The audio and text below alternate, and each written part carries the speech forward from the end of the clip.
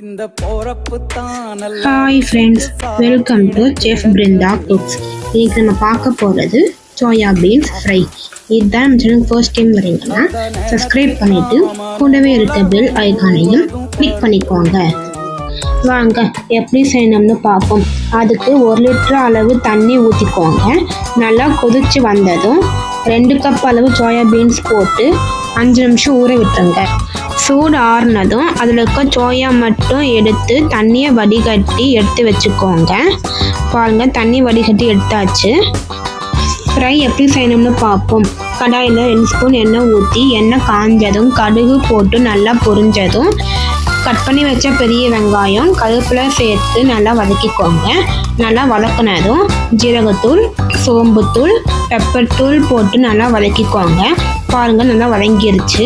இது கூட கரம் மசால், Kashmir chilli powder, உப்பு சேர்த்து நல்லா வதக்கி விட்டுருங்க. பாருங்கள், நல்லா வதங்கிருச்சு.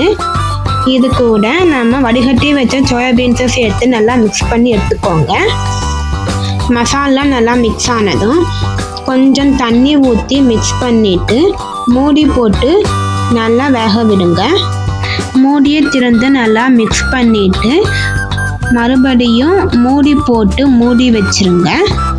10 நிமிஷம் கழிச்சு மூடியை திறந்து பார்த்தா நல்லா ஃப்ரையாக இருக்கும்.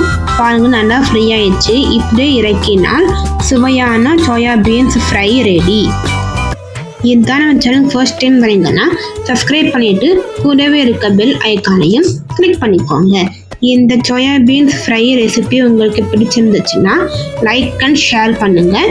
தேங்க்ஸ் ஃபார் வாட்சிங்.